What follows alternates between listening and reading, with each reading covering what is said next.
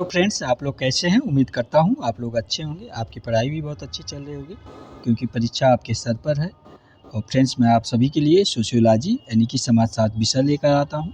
आप सब जो UGC NET JRF assistant professor PGT GIC DDC KVS NBS UPSC UPPSC UPPGT MP SET D triple SB Rajasthan Bihar Jharkhand Chhattisgarh Uttarakhand Haryana किसी भी ऐसे स्टेट में यानी कि इंडिया में कहीं भी रह के आप या इंडिया से बाहर ही आप हो, अगर आपको हिंदी समझ में आती हो थोड़ी सी इंग्लिश, तो आप इस क्लास को देख सकते हैं। ये सोशियोलॉजी की क्लास है, आपके सभी परीक्षाओं में काम आएगी। समाजशास्त्र विषय से यदि आप कोई भी परीक्षा देते हैं तो उस हर एक एग्ज़ाम में ये क्लास आपके लिए काफ़ी उपयोगी साबित होगा परीक्षाओं में। ठीक है, तो मैं आप सभी के लिए ये जो प्रश्नोत्तरी की श्रृंखला लेकर आ रहा हूँ, इस समय आपका यूजीसी का भी 16 जनवरी को परीक्षा लगा है सोशियोलॉजी का, और यूजीसी नेट जेआरएफ का जो आप लोग दे रहे हैं दिसंबर वाला 16 जनवरी को, आप लोग जान ही रहे हैं। असिस्टेंट प्रोफेसर का भी आप लोगों को परीक्षा 16 फरवरी को लगा है, तो आप लोगों का ये भी एग्ज़ाम निकट है। और यूपी पीजीटी का भी आप लोगों का अप्रैल में संभवतः परीक्षा होना ही होना है। ठीक है, तो इस दृष्टि से आप लोगों के पास समय का काफ़ी अभाव है, तो आप लोग दिन रात एक करके पढ़ाई शुरू कर दीजिए। और पढ़ाई शुरू क्या, आप लोग पढ़ाई कर ही रहे हैं मुझे पता है, और साथ में प्रैक्टिस सेट भी सॉल्व कर रहे हैं। तो ये क्लास आप लोग ज़रूर देखा कीजिए, इस क्लास को मिस ना किया कीजिए, क्योंकि आप लोग जो देख रहे हैं, आप लोग बता रहे हैं ये क्लास हमारे इसके पहले जो परीक्षाएं हुई है दिए हैं, जो हमारे प्रतियोगी छात्र छात्राएँ कह रहे हैं काफ़ी सर काफ़ी प्रश्न यहाँ से मिलते हैं। तो मुझे नहीं लगता कि आपका भी आने वाली परीक्षाओं में सहयोग नहीं प्रदान करेगा, ये क्लास ज़रूर सहयोग प्रदान करेगा, क्योंकि ये जो क्लास है आप लोगों का सिलेबस टू अकॉर्डिंग है, ना कि सिलेबस से इधर उधर का क्लास है। आप लोग अगर इस क्लास को देख रहे हैं और पढ़ाई तो कर ही रहे हैं, तो आप लोगों को खुद ही लग रहा होगा कि हाँ ये सिलेबस से है और हम लोगों के लिए काफ़ी उपयोगी साबित होगा। तो फ्रेंड्स, आइए देखते हैं आप लोगों के सोशियोलॉजी सब्जेक्ट और समाजशास्त्र में आज प्रश्नों में क्या है, क्योंकि ये क्लास जो है आपके सभी प्रतियोगी परीक्षाओं हेतु महत्वपूर्ण प्रश्नोत्तर है। तो फ्रेंड्स, मैं पुजारी यार आप सभी का अपने यूट्यूब चैनल में स्वागत करता हूँ। आप लोग मुझे पहचान ही गए होंगे क्योंकि मैं आप सभी के बीच बराबर क्लास लेकर आ रहा हूँ। तो ये देखिए, मैं दे देता हूँ आप सभी को ये सभी प्रतियोगी परीक्षाओं हेतु महत्वपूर्ण प्रश्नोत्तरों की एक श्रृंखला है। आप लोग इस क्लास को व्याख्यात्मक में देख ही रहे हैं, जो ज़रूरी होता है उसमें विस्तार पूर्वक बता ही देता हूँ आप लोगों को। और ये केवल आप लोग सोशियोलॉजी की जो तैयारी करते हैं समाजशास्त्र विषय से, ये क्लास केवल उन्हीं लोगों के लिए है, ना कि और अन्य सब्जेक्ट की तैयारी करने वालों के लिए। ये चीज़ आप ध्यान दीजिएगा, ठीक है। तो आप लोग जो भी समाजशास्त्र विषय की तैयारी कर रहे हैं तो इस क्लास को ज़रूर देखिए, और जो लोग नए हों वो लोग इस चैनल को सब्सक्राइब कर लें, क्योंकि अगर आप सब्सक्राइब कर लेंगे चैनल का तो इसका नोटिफिकेशन आपको मिल जाएगा। और जो लोग पुराने हैं वो लोग जान ही रहे हैं सब, और क्लास को शेयर कर दें आप सभी लोग, ताकि इस निःशुल्क क्लास का बेनिफिट आप जैसे और मित्रों को प्राप्त हो सके। और क्लास के अंत में अपनी प्रतिक्रिया ज़रूर दिया कीजिए कि क्लास कैसी लगी। आइए आप लोग क्लास को शेयर कर दीजिए, और कॉपी और पेन लेके उम्मीद करता हूँ आप लोग बैठ गए होंगे और इम्पॉर्टेंट चीज़ों को नोट करते चलिए। तो आइए देखते हैं प्रश्न नंबर 1 आज आप सभी के लिए क्या कह रहा। तो ये प्रश्न नंबर 1 आपका, फ्रेंड्स ध्यान दीजिए आप लोग, निम्नलिखित में से किसका यह विचार है कि लोग दूसरों की चेतना को समझते हैं जबकि वे स्वयं अपने चेतना प्रवाह में रहते हैं? यह विचार किसका है? तो आपका ऑप्शन ए कह रहा है इरविंग गॉफमैन का है, ऑप्शन बी कह रहा अल्फ्रेड सूज महोदय का है, ऑप्शन सी कह रहा पीटर बर्गर महोदय का, ऑप्शन डी कह रहा मिशेल फूको महोदय का है। तो ये आप लोग इसका आंसर दीजिए। मैं एक घूंट पानी पी लूँ।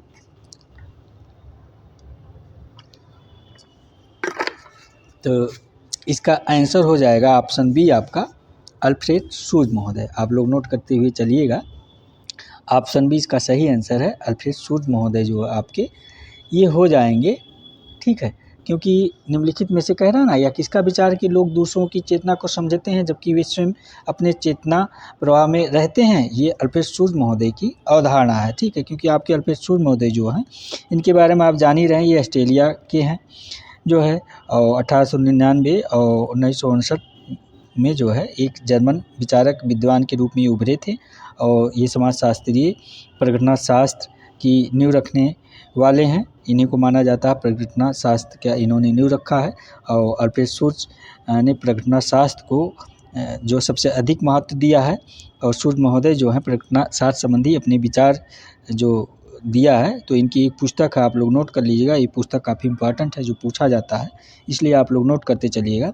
उस पुस्तक का नाम है स्टडीज इन फिनोमेनोलॉजिकल, ठीक है, phenomenological philosophy and the phenomenology of the social world, ठीक है। तो इसी में इन्होंने ये दे रखा है, जो ये कथन अपना कह रखे हैं, कोई व्यक्ति या कर्ता जो किसी परिस्थिति में कोई व्यवहार कर रहा है, वह स्वयं उस परिस्थिति को अपनी दृष्टि से अर्थ प्रदान करता है। अर्थात शुर्ज का कहना है कि घटना विज्ञान संबंधी जो विचार है, इन्होंने जो 3 बिंदुओं के रूप में केंद्रित करके 3 रूपों में दे रखा है, नोट कर लीजिएगा। ये पूछता है, ठीक है, प्रश्न क्या पूछता है, परिप्रेक्ष्य की पारस्परिकता, जो इनके 3 विचार 3 बिंदुओं के रूप में दे रखा प्रज्ञा शास्त्र के बारे में। तो परिप्रेक्ष्य की पारस्परिकता नंबर 1 है, और नंबर 2 है इनका, आप नोट कर लिए, नंबर 2 है अंतःवस्तुनिष्ठता, ठीक है, और नंबर 3 है इनका अंतःवस्तुनिष्ठता, आप नोट कर लीजिए। नंबर 3 है वैयक्तिक दृष्टिकोण। तो उम्मीद करता हूँ ये भी नोट कर लिए हों आप लोग, और ये प्रश्न आप समझ गए होंगे। प्रश्न नंबर 1, ये प्रश्न फ्रेंड्स आपका यूजीसी नेट जेआरएफ में और ये क्या कहते हैं आपका असिस्टेंट प्रोफेसर में पूछा जा चुका है, ठीक है। यूजीसी नेट जेआरएफ 2016 जुलाई वाले एग्जाम में आया था आपका। आइए देखते हैं अगला प्रश्न क्या है। प्रश्न नंबर 2 आपका ये क्या कह रहा है। प्रश्न नंबर 2 आपका कह रहा है, निम्नलिखित में से किस एक संकल्पना का प्रयोग इरविंग गॉफमैन ने अपने उपागम में नहीं किया है। प्रश्न नंबर 2 कह रहा है आपका कि निम्नलिखित में से किस एक संकल्पना का प्रयोग इरविंग गॉफमैन ने अपने उपागम में प्रयोग नहीं किया है। तो आपका ऑप्शन ए प्रभाव प्रबंधन में, ऑप्शन बी कह रहा अग्रमंच, ऑप्शन सी कह रहा टीम, ऑप्शन डी कह रहा विवरण, ठीक है। तो प्रभाव प्रबंधन को आप लोग जान ही रहे हैं, इम्प्रेशन मैनेजमेंट कहते हैं। ये जो आपका ऑप्शन है प्रभाव प्रबंधन, इसको मैनेजमेंट जो है इम्प्रेशन कहते हैं, ठीक है। अग्रमंच जो आपका जिसको फ्रंट स्टेज कहते हैं, ये बी को अग्रमंच को फ्रंट स्टेज कहते हैं। इंग्लिश से थोड़ा हिंदी इंग्लिश दोनों जानते रहेंगे तो आप लोगों के लिए काफ़ी सही रहेगा। और ऑप्शन सी जो कह रहा टीम, टीम माने टीम ही होता, आप जान ही रहे हैं।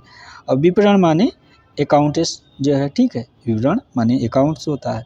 तो ये इसका आंसर क्या हो जाएगा प्रश्न नंबर 2 का, तो इसका आंसर ऑप्शन डी हो जाएगा विवरण। ये नोट करके रखिएगा, जो प्रश्न के अनुसार है इसका आंसर ऑप्शन डी हो जाएगा। क्योंकि प्रश्न क्या कह रहा है कि निम्नलिखित में से किस एक संकल्पना का प्रयोग जो है इरविंग गॉफमैन ने अपने उपागम में नहीं किया है। तो विवरण का इन्होंने प्रयोग नहीं किया है। बाकी आपका ऑप्शन ए प्रभाव प्रबंधन, ऑप्शन डी अग्रमंच, ऑप्शन सी टीम, इस सबका किया है। क्योंकि इनकी जो पुस्तक है क्या पुस्तक है, the presentation of self in everyday life, इसको नोट कर लीजिएगा। इरविंग गॉफमैन की बुक है, इंपॉर्टेंट है, ये पूछा जाता है, ठीक है, आप लोग नोट करके रखिएगा।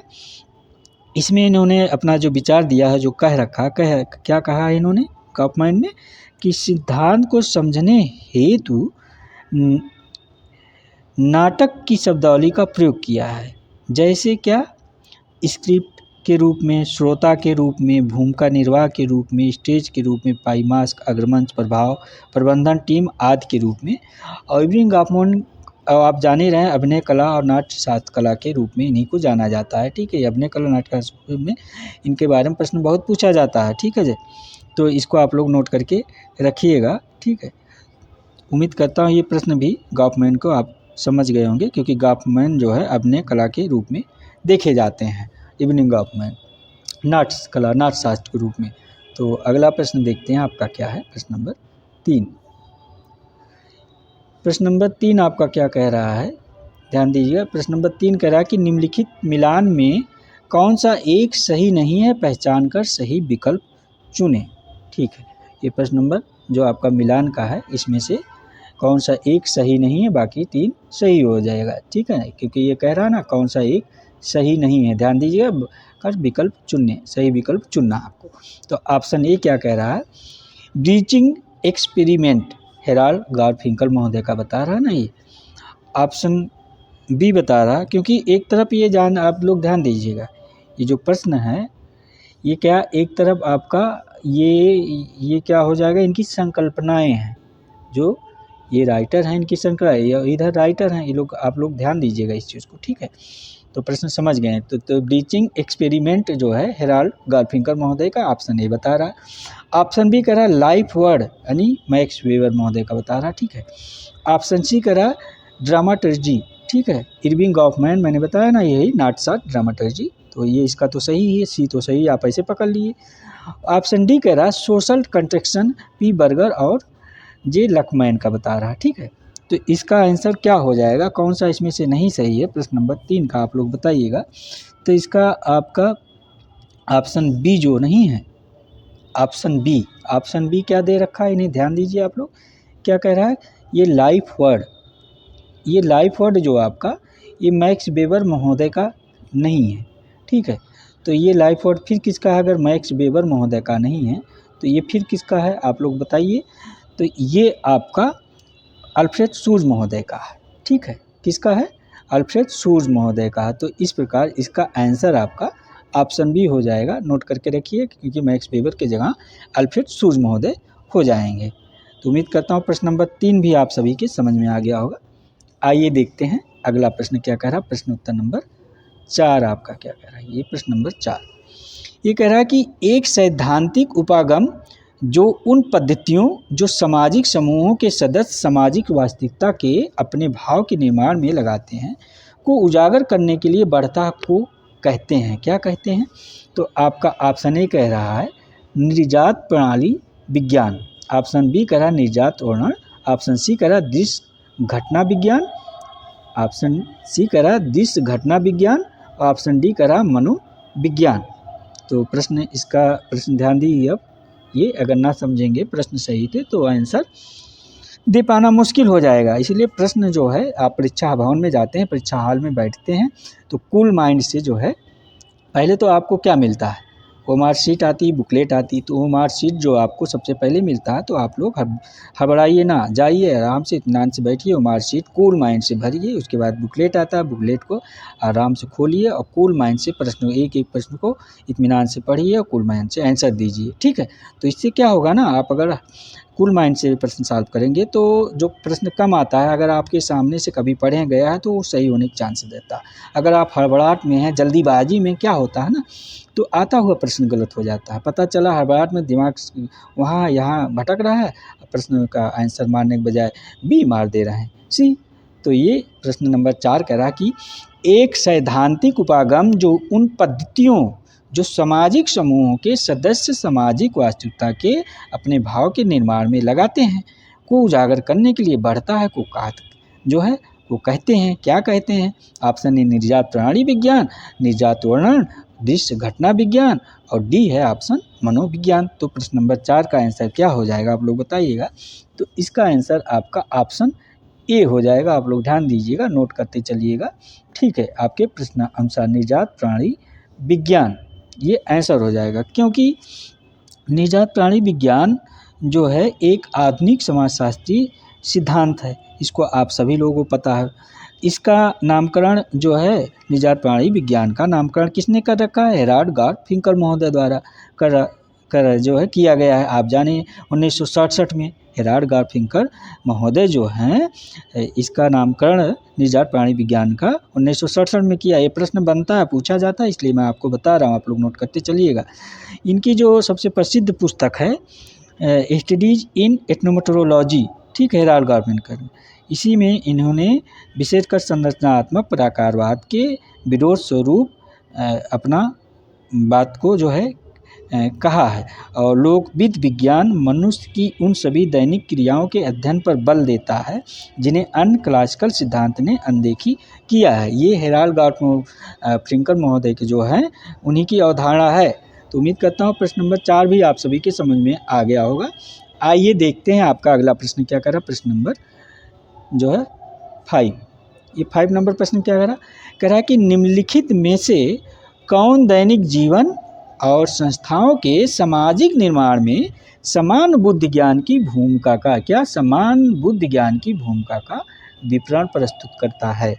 प्रश्न नंबर 5 आप जो ध्यान दीजिए, निम्नलिखित में से कौन दैनिक जीवन और संस्थाओं के सामाजिक निर्माण में समान बुद्धि ज्ञान की भूमिका का विवरण प्रस्तुत करता है। तो आपका ऑप्शन ए कह रहा है बर्गर और लकमैन, ऑप्शन बी कह रहा हर्सल और सूज, ऑप्शन सी कह रहा पार्सन्स और मार्टन, ऑप्शन डी कह रहा डेविस और मूरे यानी कि मूर महोदय। तो इसका आंसर क्या हो जाएगा, तो आप लोग बताइएगा। तो इसका आंसर आपका ऑप्शन ए हो जाएगा। ऑप्शन ए क्या है, आप लोग नोट करके चलती है, आप लोग नोट करते हुए चलिए। ऑप्शन ए हो जाएगा बर्गर और लकमैन महोदय। ठीक है, ये इसका आंसर हो जाएगा, क्योंकि बर्गर और लकमैन महोदय जो हैं आपके, ये आप सभी को पता है अमेरिकन समाजशास्त्री हैं। क्योंकि ठीक है, क्योंकि जिसकी रुचि, ये कहते हैं जिसकी रुचि ज्ञान के समाजशास्त्र में रही है, किंतु प्रघटनाशास्त्र एवं एथनोमेट्रोलॉजी के क्षेत्र में भी इनका महत्वपूर्ण योगदान रहा है। ठीक है, बर्गर और लैकमैन का भी, क्योंकि बर्गर और लैकमैन जो है ये प्रघटनाशास्त्र की व्याख्या करने के लिए कुछ विशिष्ट शब्दों का प्रयोग किया है इन्होंने। कौन कौन से शब्द, जैसे कहें दैनिक जीवन, समाज के औसनिक तत्व, संख्याकरण भूमिकाएं, वैधता अथवा वैधीकरण आदि का प्रयोग इन्होंने ही किया है। ठीक, बर्गर और लकमैन महोदय। तो इस हिसाब से इसके जो है सामाजिक निर्माण में समान बुद्धि ज्ञान की भूमिका का विवरण प्रस्तुत किया है इन्होंने। तो आइए देखते हैं, उम्मीद करता हूँ प्रश्न 5 नंबर भी आप सभी के समझ में आ गया होगा। आइए देखते हैं आपका अगला प्रश्न क्या करा। प्रश्न नंबर 6 आप सभी के क्या करा, ध्यान दीजिएगा, क्योंकि ये सब प्रश्न इम्पॉर्टेंट हैं। ठीक है, ये प्रश्न जो है ना आपका परीक्षा में पूछे जा चुके हैं या परीक्षा में पूछे जाने की संभावना है, मैं बार बार आप लोगों से कह रहा हूँ। तो प्रश्न नंबर 6 आपका कह रहा है कि यह किसका कथन है कि वैचारिक अधिसंरचना अर्थव्यवस्था का मात्र प्रतिबिंब नहीं है, अपितु अंशतः इसके अस्तित्व की भी शर्त है। ये प्रश्न नंबर 6 कह रहा है कि यह किसका कथन है, क्या कह रहा है ये, कि यह किसका कथन है कि वैचारिक अधिसंरचना अर्थव्यवस्था का मात्र प्रतिबिंब नहीं, अपितु अंशतः इसके अस्तित्व की शर्त भी है। ठीक है, क्या है, शर्त भी है। आप लोग इसको प्रश्न को नोट करते चलिएगा। ठीक है, तो ऑप्शन ए लुई अल्थुजर महोदय है, ऑप्शन बी एंथोनी गिडेंस महोदय है, ऑप्शन सी कार्ल मार्क्स महोदय, ऑप्शन डी जुगर हैबर मास महोदय है। कह रहा वैचारिक अधिसंरचना अर्थव्यवस्था का मात्र प्रतिबिंब नहीं है, अपितु अंशतः इसके अस्तित्व की भी शर्त है। तो इसका आंसर क्या हो जाएगा, आप लोग बताइएगा। तो इसका आंसर आपका ऑप्शन ए हो जाएगा, लुई अल्थुजर महोदय है। ठीक है, नोट करके चलिएगा, आप लोग नोट कर लीजिएगा, लुई अल्थुजर महोदय। सॉरी फ्रेंड, क्योंकि लुई अल्थुजर महोदय एक समाजशास्त्री विचारक हैं और संरचनात्मक मार्क्सवादी अर्थात नव मार्क्सवादी के रूप में ये अपने विचार प्रस्तुत करते हैं। नव मार्क्सवादी के रूप में ये जाने जाते हैं लुई अल्थुजर महोदय, क्योंकि अल्थुजर महोदय पूंजीवादी समाज का संरचनात्मक विश्लेषण इन्होंने कर रखा है और पूंजीवाद समाज की अधिसंरचना को आर्थिक आधार के साथ साथ तुलनात्मक रूप से भी स्वसंचालित संरचना के रूप में भी ये मानते हैं इसको और देखते हैं। और इन्होंने सामाजिक सिद्धांत में तर्क, ज्ञान और शक्ति का प्रयोग किया है। कौन, लुई अल्थुजर महोदय। तो प्रश्न नंबर 6 भी आपकी समझ में आ गया होगा। आइए देखते हैं आपका प्रश्न नंबर 7 क्या कह रहा है।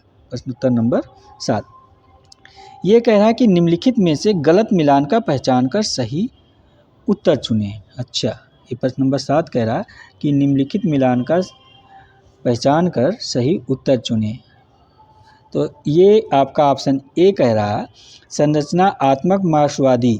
अच्छा, ऑप्शन ए कह रहा, यानी कि आपका एक तरफ ये आपके परपेच हो गए, इधर आपके क्या हैं, थिंकर हो गए, मतलब इनके अवधारणा हो गई, इधर इनके थिंकर हो गए।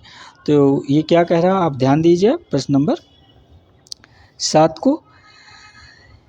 संरचनात्मक मार्क्सवादी लुई अल्थुजर महोदय को बता रहा है। ठीक है, यानी कि संरचनात्मक मार्क्सवादी को स्ट्रक्चरल मार्क्सिस्ट भी कहा जाता है। इंग्लिश आप नोट कर लीजिएगा, नोट करना हो ये। ठीक है, और थोड़ा सिस्टम हमारा स्लो हो जाता है फ्रेंड। ये लुई अल्थुजर संरचना, ऑप्शन ए कह रहा संरचनात्मक मार्क्सवादी लुई अल्थुजर महोदय यानी कि स्ट्रक्चर मार्क्सिस्ट हैं। और ऑप्शन बी आपका कह रहा है नव प्रकारवादी। नव प्रकारवादी को आपका क्या कहा जाता है, ध्यान दीजिएगा, नव प्रकारवादी को आपको नियो फंक्शनलिज्म भी कहा जाता है। ये ऑप्शन सी है, नव प्रकारवादी जो जेफ्री अलेक्जेंडर दे रहा है नियो फंक्शनलिज्म कहा जाता है। ऑप्शन बी कह रहा है आपका आलोचनात्मक सिद्धांतकार, ये ऑप्शन बी आपका हो गया आलोचनात्मक सिद्धांतकार। तो ये आलोचनात्मक सिद्धांतकार जुगर हैबरमास को बता रहा है। तो आलोचनात्मक सिद्धांतवादी जो होते हैं इनको क्रिटिकल थ्योरिस्ट कहा जाता है। ठीक है, आप लोग नोट कर लीजिएगा। और ऑप्शन डी आपका जो ये कह रहा है संरचना सृजन सिद्धांतवादी एंथोनी गिडेंस महोदय को बता रहा है ना, ऑप्शन डी एंथोनी गिडेंस महोदय को बता रहा है। ये कह रहा है इस जो संरचना सृजन सिद्धांतवादी को स्ट्रक्चरेशन थ्योरिस्ट कहा जाता है। आप लोग इसको भी नोट करके रखिएगा। ठीक है, तो हिंदी इंग्लिश थोड़ा जाने रहेंगे तो अच्छा रहेगा।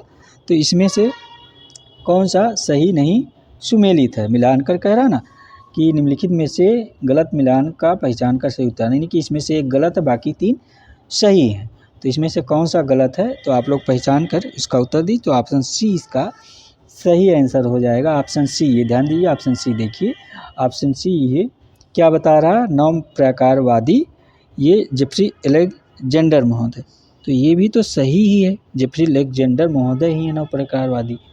तो इसमें से संरचनात्मक मार्क्सवादी देखिए आपका एक बार मिलान कर लेते हैं, लुई अल्थुजर महोदय, आपका लुई अल्थुजर महोदय ऑप्शन ए सही हो गया, संरचनात्मक लुई अल्थुजर महोदय हो गए। ठीक है, ऑप्शन बी आपका क्रिटिकल थ्योरिस्ट यानी आलोचनात्मक सिद्धांतवादी जुगर हैबरमास महोदय, ऑप्शन बी ये भी सही हो गया फ्रेंड्स, ध्यान दीजिएगा। ऑप्शन सी करा नव प्रकारवादी यानी कि नियो फंक्शनलिज्म जेफ्री अलेक्जेंडर महोदय, ये भी सही है। ऑप्शन डी करा संरचना सृजन सिद्धांतवादी यानी स्ट्रक्चरल थ्योरिस्ट। ठीक है, ऑप्शन डी सही है।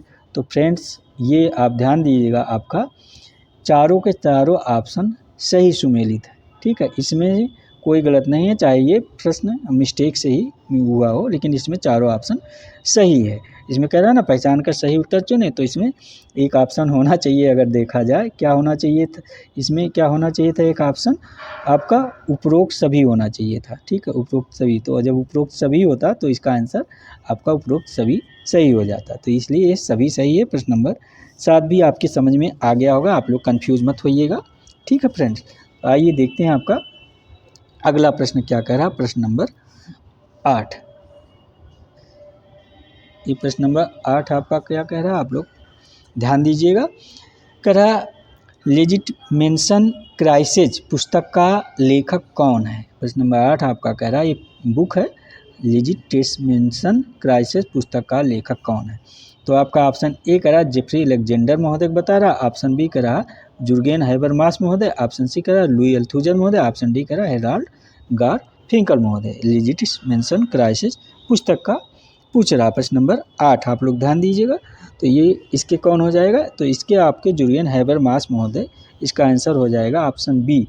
ये पुस्तक इन्हीं की है, आप लोग नोट कर लीजिएगा, क्योंकि इनके काफ़ी इम्पॉर्टेंट पुस्तक लिखे हैं, इनसे बुक को क्रम में पूछता है और काफ़ी पुस्तकों जो है बार बार ये प्रश्न पूछे जाते हैं जुगर हैबरमास से। तो जुगर हैबरमास के जो ये जान ही रहे फ्रैंकफर्ट स्कूल की द्वितीय पीढ़ी के अत्यंत प्रखर और अग्रणी विचारक रहे हैं ना जुर्गेन हैबरमास।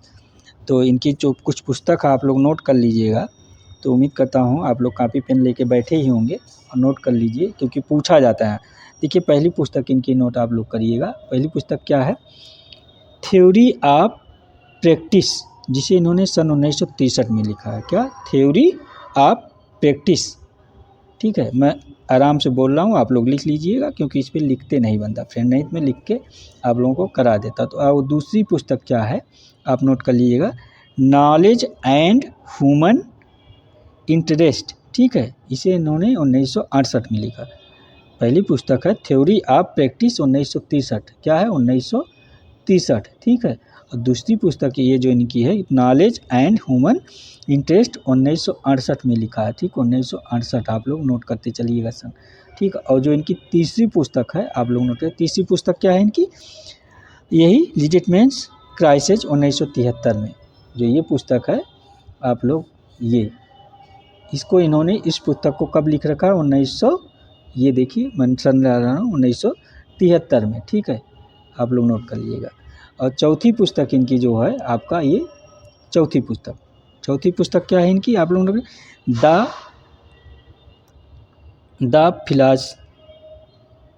क्या लिखा है, द फिलोसफिकल डिस्कोर्स ऑफ मोडर्निटी है फ्रेंड्स, अलग अलग लिखा है थोड़ा सा, 1986 में लिखा है, द फिलोसफिकल डिस्कोर्स ऑफ मोडर्निटी 1986, ये चौथी पुस्तक है उनकी 1986 में, आप लोग नोट कर लीजिएगा।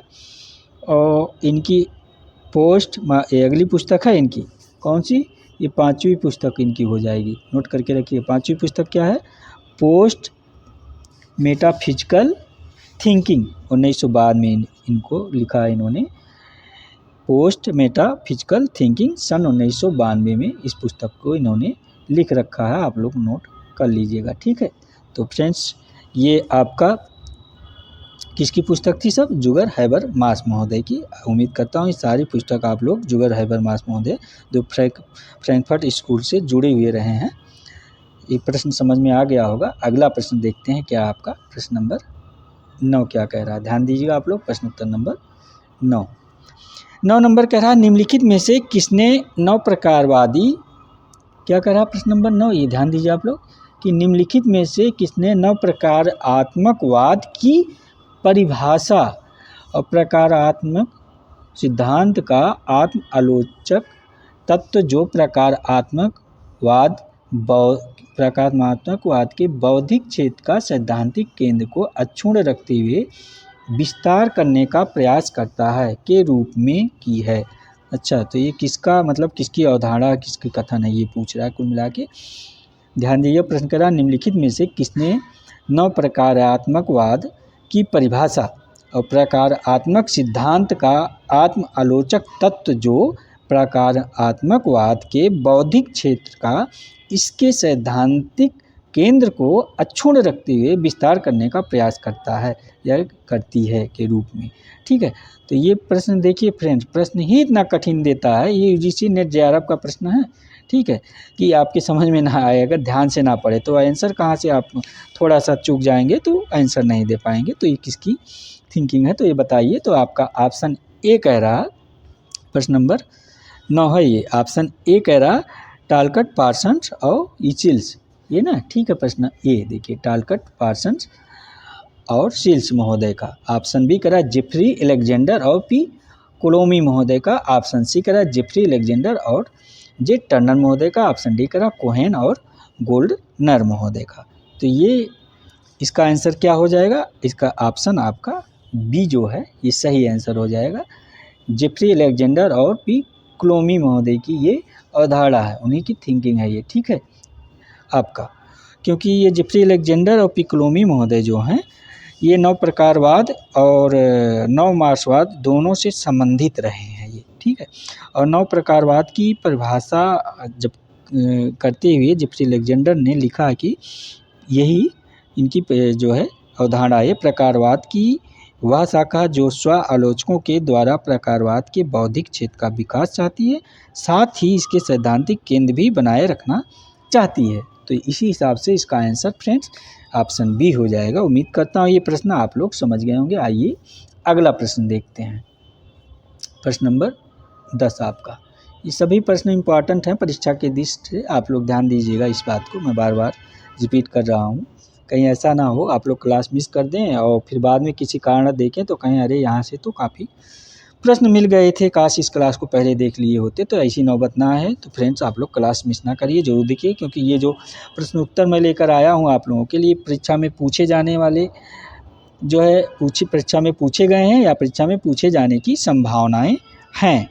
तो प्रश्न नंबर 10 क्या कह रहा, आइए ध्यान देते हैं हम लोग प्रश्न उत्तर नंबर 10 पर। ये प्रश्न नंबर 10 आपका कह रहा है कि किसके अनुसार जीवन जगत व्याख्यापरक पर्यटन का सांस्कृतिक रूप से संप्रेषित और भाषाई रूप से संगठित संग्रह है। किसके अनुसार, ये देखिए कि जीवन जगत व्याख्यापरक पर्यटन का सांस्कृतिक रूप से संप्रेषित और भाषाई रूप से संगठित संग्रह है। तो आपका ऑप्शन है Jurgen Habermas, option B Alfred Schutz, option C Max Weber, option D Harold Garfinkel महोदय। तो इसका आंसर प्रश्न नंबर 10 का क्या हो जाएगा, आप लोग बताइएगा।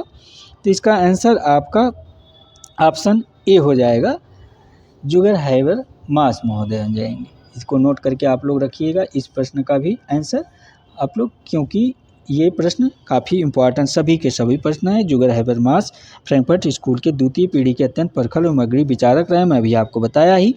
और इन्होंने जो हैबरमास के अनुसार ये कहते हैं जीवन जगत व्याख्यात्मक पर्यटन का सांस्कृतिक रूप से संप्रेषित और भाषाई रूप से संगठित संग्रह है। ठीक है, तो जीवन जगत यानी कि लाइफ वर्ड जिसको बोलते हैं कि अवधारणा आपका हैबरमास और शुर्ज महोदय ने दे रखा है, क्योंकि इन्होंने घटना विज्ञान और मूलक समाजशास्त्र से आयात जो है लिया है। और हैबरमास की दृष्टि से जीवन जगत का संप्रेषकीय क्रिया एक दूसरे की संपूरक अवधारणा है।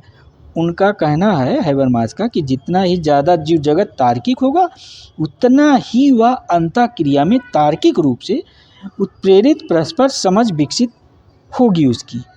ठीक है, ये आपके जो है ये कहना है किसका, आपका जुगेन हैबरमास महोदय की। और जीवन जगत अतिरिक्त हैबरमास व्यवस्था यानी कि सिस्टम की अवधारणा को एक जीव जगत का औपनिवेशीकरण की अवधारणा के लिए भी ये जाने जाते हैं। नोट कर लीजिएगा आप लोग, औपनिवेशीकरण की अवधारणा के लिए भी आपके जुगर हैबरमास जाने जाते हैं। ये सब प्रश्न बन रहा है आप लोगों को, इसलिए मैं बता रहा हूँ, आप लोग नोट करते चलिएगा। आइए देखते हैं आपका अगला प्रश्न क्या कह रहा है। प्रश्न नंबर 11, प्रश्न उत्तर नंबर 11 आप ध्यान दीजिएगा क्या कह रहा है आपका। दिमागी शुद्धता की बात किस समाजशास्त्री विद्वान द्वारा किया गया है। देखिए ये प्रश्न कितना अच्छा है, ये बार बार प्रश्न पूछा जाता है। ये प्रश्न आपका पीजीटी में भी पूछा जा चुका है और यूपी पीजीटी, और आपका एमपी में भी पूछा जा चुका है, राजस्थान पीजीटी में भी पूछा जा चुका है, और ये आपका असिस्टेंट प्रोफेसर में भी, और आपका इसमें नेट में भी आ चुका है ये प्रश्न। ठीक है, तो ये प्रश्न आप लोग ध्यान दीजिएगा। कह रहा है दिमागी शुद्धता, है ना, प्रश्न कह रहा है कि दिमागी शुद्धता की बात किस समाजशास्त्री विद्वान द्वारा किया गया है। तो आपका ऑप्शन है अगस्ट काम्ट महोदय, ऑप्शन बी मैक्स वेबर महोदय, ऑप्शन सी हेराल्ड गारफिंकल महोदय, ऑप्शन डी जॉर्ज सिमेल महोदय। ठीक है, तो दिमागी शुद्धता की बात कौन करता है, तो आपके ये प्रश्न गलत हो ही नहीं सकते, क्योंकि आप लोग इस समाजशास्त्र के जनक अगस्ट काम्ट महोदय को पढ़ रखे हैं। इन्हीं की ये अवधारणा है, दिमागी शुद्धता की बात यही करते हैं आपके अगस्ट काम्ट महोदय। ठीक है, क्योंकि इन्होंने जो ये क्या कहते हैं, ये क्राइबल हाइगेनिक इसको बोलते हैं ना दिमागी शुद्धता को, और सस्ती लोकप्रियता के विचारकों के बारे में जो अलग से लिखा उसी के बारे में कहते हैं। और कहते हैं क्यों ऐसा इन्होंने कहा, क्योंकि ये कहते हैं ना अगस्ट काम्ट महोदय, ये समाजशास्त्र के पिता तो ही हैं, आप लोग जान ही रहे हैं अगस्ट काम्ट महोदय को। कहते हैं समाजशास्त्र की जो सोशियोलॉजी, जो समाजशास्त्र जो सोशियोलॉजी सब्जेक्ट है, ये कहते हैं दो भिन्न शब्दों से, यानी सोशियस और लोगेस। सोशियस जो लैटिन भाषा का शब्द है, लोगेस जो ग्रीक भाषा का शब्द है, आप लोग नोट करते हुए चलिएगा, जिसका अर्थ क्या हो गया, समाज तथा शास्त्र, यानी कि समाज या विज्ञान। इस प्रकार शाब्दिक दृष्टि से समाजशास्त्र क्या है, समाज का विज्ञान है। ये किसने कहा, समाजशास्त्र समाज का विज्ञान, ये भी नोट करिएगा, आपके अगस्ट काम्ट महोदय का है। तो इस प्रकार जो आप समझ ही गए होंगे कि ये दो तरह की बातें जो हो रही, इसीलिए इन्होंने इसको दिमागी शुद्धता की बात कही है। ठीक है, तो उम्मीद करता हूँ ये भी प्रश्न आप समझ गए होंगे सस्ती लोकप्रियता को लेके जो इन्होंने कहा था इस बात को। आइए अगला प्रश्न देखते हैं क्या आपका प्रश्न नंबर 12 आपका क्या कह रहा, प्रश्न उत्तर नंबर 12 ये कह रहा है कि समाजशास्त्र सामाजिक घटना वस्तु अथवा समाज का विज्ञान है। प्रश्न नंबर 12 आपका कह रहा है कि समाजशास्त्र सामाजिक घटना वस्तु अथवा समाज का विज्ञान है। तो उपरोक्त अवधारणा किस समाजशास्त्री विद्वान द्वारा दी गई है? ये कह रहा उपरोक्त अवधारणा किस समाजशास्त्री विद्वान द्वारा दी गई है? ये कह रहा ऑप्शन ए ग्लीन एवं ग्लीन महोदय ने दिया है, ऑप्शन बी कह रहा जॉर्ज सिमेल महोदय दिया, ऑप्शन सी कह रहा है लेस्टर फ्रैंक वार्ड महोदय ने दिया, ऑप्शन डी कह रहा इमाइल दुर्खीम महोदय ने। समाजशास्त्र सामाजिक घटना वस्तु अथवा समाज का विज्ञान है। ये किसकी अवधारणा है अर्थात किसकी परिभाषा भी आप कह सकते हैं है, ठीक है। तो ये आपका नोट कर लीजिएगा, इसका आंसर हो जाएगा आपका ऑप्शन सी। ये ऑप्शन सी इसका आंसर हो जाएगा, ठीक है। आप लोग नोट करते हुए चलिएगा इस प्रश्न को, क्योंकि ये सब प्रश्न पूछे जाने की संभावना है, ठीक है। तो ये जो कहा समाजशास्त्र सामाजिक घटना वस्तु अथवा समाज का विज्ञान है ये। और आपका इसमें जो हैं ये ऑप्शन में ऑप्शन ए क्या है, इसमें एक ऑप्शन ए क्या दे रखा था, ग्लीन एवं ग्लीन महोदय हैं आपके, ग्लीन एवं ग्लीन महोदय हैं और आपके जो जॉर्ज सिमेल महोदय हैं। तो ये आपका क्लियर हो गया। देखिए फ्रेंड, ये पटाखा लग रहा, पटाखा की आवाज़ आप लोगों को जा रही होगी, हो सकता है आप लोगों को डिस्टर्ब हो रहा हो क्लास, लेकिन जो है क्योंकि आवाज़ बहुत तेज़ है इसलिए जा रही, इसलिए मेरा ध्यान भी भटक गया था। तो प्रश्न नंबर 12 उम्मीद करता हूँ आपकी समझ में आ गया होगा, ठीक है। तो आइए हम लोग देखते हैं अगला प्रश्न। आपका अगला प्रश्न क्या कहता है, प्रश्न नंबर 13। आप लोग अपनी क्लास पे ध्यान दीजिए कि पटाखा तो अगर आप सिलेक्शन पाएंगे तो ज़िंदगी में इतनी पटाखा लगेगी, इतने पटाखा कि आप लोग खुद हैरान रह जाएंगे कि पटाखा दागने वाले हो जाए, आपको दागने नहीं पड़ेगी, ठीक है। आप पहले सिलेक्शन तो लीजिए, तो इस क्लास की तरफ ध्यान दीजिए, पटाखा के दिमाग से निकाल दीजिए। आइए देखते हैं प्रश्न नंबर 13 आपका क्या कह रहा है। निम्न अवधारणा किसकी है? प्रश्न नंबर 13 आपका ये कह रहा कि निम्न अवधारणा किसकी, क्या अवधारणा है?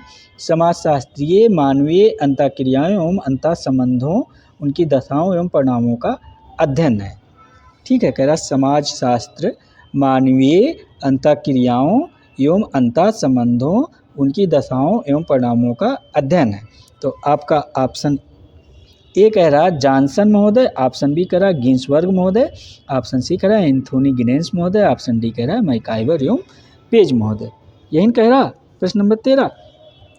तो इसका आंसर क्या हो जाएगा आप लोग बताइए 13 नंबर। तो इसका आंसर आप नोट कर लीजिएगा, ऑप्शन बी हो जाएगा। ये गिन्स महोदय जो हैं, गिन्सबर्ग महोदय जो आपके हैं, इन्हीं ने है, इन्हीं का कथन है। क्या है इनका कथन, आप लोग नोट कर लिए, समाजशास्त्र मानवीय अंतःक्रियाओं एवं अंतः संबंधों उनकी दशाओं एवं परिणामों का अध्ययन है, ठीक है। और आपके ये जो हो गए अगले क्या हैं, ये गिन्सबर्ग आपके इसके आंसर हो गए। और आपका जॉनसन महोदय हैं अगला। ये जॉनसन महोदय क्या कहते हैं आप लोग नोट कर लीजिएगा, ये इनको जॉनसन महोदय के, ये जॉनसन महोदय आपके कहते हैं समाजशास्त्र सामाजिक समूहों का विज्ञान है। सामाजिक समूह सामाजिक अंतःक्रियाओं का ही एक व्यवस्था है, इसको नोट करके चलिए, जॉनसन महोदय का है। और आपका ये जो एंथोनी गिडेंस महोदय हैं, ठीक है, ये ऑप्शन क्या है, ऑप्शन सी एंथोनी गिडेंस महोदय। ये क्या कहते हैं, समाजशास्त्र समग्र रूप में समाज का क्रमबद्ध अध्ययन तथा विवेचना है, ये गिडेंस महोदय कहते हैं। और आपके ये मैकाइवर एवं पेज महोदय जो हैं, ये क्या कहते हैं, ऑप्शन डी मैकाइवर एवं पेज महोदय जो है, ये कहते हैं समाजशास्त्र सामाजिक संबंधों के विषय में सामाजिक इसी जाल को समाजशास्त्र कर, यानी समाजशास्त्र सामाजिक संबंधों का एक जाल है, इन्होंने कहा है। तो मैकाइवर एवं पेज की परिभाषा तो सभी लोगों को जो है याद है, कोई नहीं भूला होगा कि समाजशास्त्र सामाजिक संबंधों का एक जाल है। जहाँ जाल शब्द आ जाए जिस परिभाषा में, तो मुझे नहीं लगता कि मैकाइवर एवं पेज के अलावा कोई और होगा। तो आइए देखते हैं आपका अगला प्रश्न, प्रश्न नंबर 13 आप समझ गए होंगे। प्रश्न नंबर 14 आपका क्या कह रहा है, प्रश्न उत्तर नंबर 14। प्रश्न नंबर 14 आपका कह रहा है, ध्यान दीजिएगा, प्रश्न नंबर 14 क्या कह रहा कि किस भारतीय विश्वविद्यालय ने समाजशास्त्र विषय सबसे पहले प्रारंभ किया। प्रश्न नंबर 14 आपका कह रहा कि किस भारतीय विश्वविद्यालय ने, यानी कि किस यूनिवर्सिटी ने समाजशास्त्र विषय सबसे पहले प्रारंभ किया, ठीक है। तो आपका ऑप्शन ए कह रहा लखनऊ विश्वविद्यालय, ऑप्शन बी कह रहा दिल्ली विश्वविद्यालय, आपका ऑप्शन बी कह रहा दिल्ली विश्वविद्यालय, ऑप्शन सी कह रहा मुंबई विश्वविद्यालय, ऑप्शन डी कह रहा मद्रास विश्वविद्यालय। तो इसका आंसर क्या हो जाएगा प्रश्न नंबर 14 का? तो इसका आंसर आप लोग नोट कर लीजिएगा, इसका आंसर ऑप्शन सी हो जाएगा। मुंबई विश्वविद्यालय जो आपका ये है, इसी ने सबसे पहले समाजशास्त्र विषय का अध्ययन प्रारंभ किया, ठीक है। तो अगला प्रश्न देखते हैं, इसमें कुछ है नहीं बताने का, तो आगे बढ़ते हैं। प्रश्न नंबर 15 देखते हैं, आइए क्या कह रहा प्रश्न नंबर 15 आपका। ये कह रहा है आपका 15 नंबर प्रश्न कि निम्नलिखित में से किस विद्वान ने समाजशास्त्र को विज्ञान और कला दोनों माना है? ठीक है, ये सिंपल सा प्रश्न, ऐसे प्रश्न गलत नहीं होना चाहिए कि किस विद्वान ने समाजशास्त्र को विज्ञान और कला दोनों माना है। तो ऑप्शन ए बी स्टीड महोदय, ऑप्शन बी आपका टॉम बोटोमोर महोदय, ऑप्शन सी कार्ल पियर्सन महोदय, ऑप्शन डी किंग्सले डेविस महोदय। तो किस समाजशास्त्री ने विज्ञान और कला दोनों माना है? आप लोग इसका आंसर फटाफट दीजिए प्रश्न नंबर 15 का। इसका आपका बी स्टीड महोदय जो हैं, ये ऑप्शन ए हो जाएगा, बी स्टीड महोदय। इसको आप लोग नोट कर लीजिएगा, इन्होंने विज्ञान और कला दोनों माना है समाजशास्त्र को, ठीक है। प्रश्न नंबर 15 ये था आपका। आइए प्रश्न नंबर अगला प्रश्न देखते हैं क्या आप लोगों के लिए। प्रश्न नंबर 16 क्या कह रहा है, ध्यान दीजिएगा। प्रश्न उत्तर नंबर 16 ये कह रहा है कि निम्नलिखित परिभाषा किस विद्वान की है कि समाजशास्त्र सामूहिक व्यवहार का विज्ञान है? ये भी परिभाषा है, यानी कि अवधारणा किस विद्वान की, समाजशास्त्र सामूहिक व्यवहार का विज्ञान है। तो आपका ऑप्शन ए कह रहा है किम्बाल यंग महोदय, ऑप्शन बी कह रहा पार्कयो बर्गेस महोदय, ऑप्शन सी कह रहा फेयर चाइल्ड महोदय, ऑप्शन डी कह रहा जो है क्यूबर महोदय। तो समाजशास्त्र सामूहिक व्यवहार का विज्ञान है, ये किसने कहा है? तो इसका आंसर क्या हो जाएगा? तो इसका आंसर आपका ऑप्शन बी हो जाएगा, ये पार्क और क्या है बर्गेस महोदय। आप लोग नोट कर लीजिएगा, पार्क और बर्गेस महोदय ने कह रखा है, क्या कह रखा है कि समाजशास्त्र सामूहिक व्यवहार का विज्ञान है। और ये जो आपके किम्बाल यंग महोदय हैं, इन्होंने भी तो अपनी अवधारणा दे रखी परिभाषा, तो इनको भी देखते हुए चलते हैं, आप लोग नोट करते हुए चलिए, याद कर लीजिए, ठीक है। यहीं पे जब चारों परिभाषा हम लोग आइए देख लेते हैं। ये किम्बाल यंग महोदय कह रहे हैं कि समाजशास्त्र समूहों में मनुष्यों के व्यवहार का अध्ययन करता है। आप लोग नोट कर लीजिए, क्या कहते हैं, समाजशास्त्र समूहों में मनुष्यों के व्यवहार का अध्ययन करता है, किम्बाल यंग महोदय की है, ठीक है। और आपके ये फेयर चाइल्ड महोदय हैं, ये ऑप्शन सी फेयर चाइल्ड महोदय, ये क्या कहते हैं? ये कहते हैं समाजशास्त्र मनुष्यों एवं मानवीय पर्यावरण के मध्य संबंधों का अध्ययन करता है, ये आपके फेयर चाइल्ड महोदय कहते हैं, ठीक है। और ऑप्शन डी आपके हैं क्यूबर महोदय। तो ये ऑप्शन डी जो क्यूबर महोदय, ये क्या कहते हैं, इनको भी आप लोग नोट कर लीजिएगा। क्यूबर महोदय कहते हैं कि समाजशास्त्र मानवीय संबंधों के बारे में वैज्ञानिक ज्ञान पुंज है। ये आप लोग कीवर्ड पकड़िएगा, जो क्यूबर महोदय जिसे आ गया, आप समाजशास्त्र मानवीय संबंधों के बारे में वैज्ञानिक ज्ञानपुंज है, ज्ञानपुंज की बात कौन का, क्यूबर महोदय का, ठीक है। जो है ये इस तरह अगर पकड़ेंगे तो याद करने में थोड़ा सा आसानी रहेगी फ्रेंड्स, ठीक है। आइए देखते हैं अगला प्रश्न। ये चारों लोग आपके कंप्लीट हो गए हैं। आइए प्रश्न उत्तर नंबर 17 देखते हैं। ये जो आपके थिंकर आ रहे हैं, ये सभी के सभी थिंकर इंपॉर्टेंट है, आप लोग देख रहे होंगे आपकी सिलेबस में सभी के सभी मिलेंगे। सिलेबस टू अकॉर्डिंग मैं ये क्वेश्चन आंसर लेकर आता हूँ, ना कि इधर उधर तक। फ्रेंड्स आप लोग इस चीज़ को ध्यान दीजिएगा और इस क्लास को मिस ना कीजिए, ज़रूर देखिए, परीक्षा में काफ़ी सहयोग आप लोगों के साबित होगा, परीक्षा में काफ़ी सहयोगी साबित होगा ये क्लास। आप लोग बार बार मैं कहता हूँ इस चीज़ को ध्यान दीजिएगा। तो आइए प्रश्न नंबर 17 देखते हैं, क्या कह रहा है आपका प्रश्न नंबर 17। ये कह रहा है निम्नलिखित अवधारणा किसकी है? क्या? समाजशास्त्र सामाजिक सांस्कृतिक घटनाओं, समान स्वरूपों, प्रारूपों और अनेक प्रकार के अंतः संबंधों का सामान्य विज्ञान है, यही कह रहा है। तो आपका ऑप्शन ए कह रहा है पैट्रिक श्रोकिन, ठीक है। ऑप्शन ए कह रहा है आपका पैट्रिक श्रोकिन महोदय, ऑप्शन बी कह रहा अर्नाल्ड ग्रीन महोदय, ऑप्शन सी कह रहा बोगार्ट्स महोदय, ऑप्शन डी कह रहा लुंडबर्ग महोदय, ठीक है। तो इसका आंसर क्या हो जाएगा आप लोग बताइएगा, प्रश्न नंबर 17 का आंसर, क्योंकि कह रहा समाजशास्त्र सामाजिक सांस्कृतिक घटनाओं, सामान्य स्वरूपों, प्रारूपों और अनेक प्रकार के अंतः संबंधों का सामान्य विज्ञान है। तो किसकी अवधारणा है? तो आप लोग इसका आंसर दीजिएगा प्रश्न नंबर 17 का। तो ये आपका इसका आंसर हो जाएगा ऑप्शन ए। नोट करके रखिएगा। पैट्रिक सोरोकिन महोदय काफ़ी इंपॉर्टेंट थिंकर हैं, यहाँ से प्रश्न काफ़ी बनता है आपको लोग, ठीक है, इसलिए इनको नोट करके रखिएगा। ये आपका और ये आपका अर्नाल्ड ग्रीन महोदय जो हैं, ठीक है, नोट करते हुए आप लोग चलिएगा। अर्नाल्ड ग्रीन महोदय आपका क्या कहते हैं? ये ऑप्शन बी आपकी है, अर्नाल्ड ग्रीन महोदय, ये ऑप्शन बी अर्नाल्ड ग्रीन महोदय क्या कहते हैं? इनकी भी एक जो परिभाषा है या इनकी जो अवधारणा है आप लोग नोट कर लिए। कहते हैं समाजशास्त्र मनुष्य के सामाजिक संबंधों का समन्वयात्मक एवं सामान्यीकृत विज्ञान है, ये कहते हैं, ठीक है। और आपके जो ये अगले थिंकर हैं, ये क्या नाम है इनका? बोगार्ट्स महोदय, ठीक है। तो ये बोगार्ट्स महोदय, इनका तो कोई आपका बोगार्ट्स होंगे और लुंडबर्ग महोदय हो गए।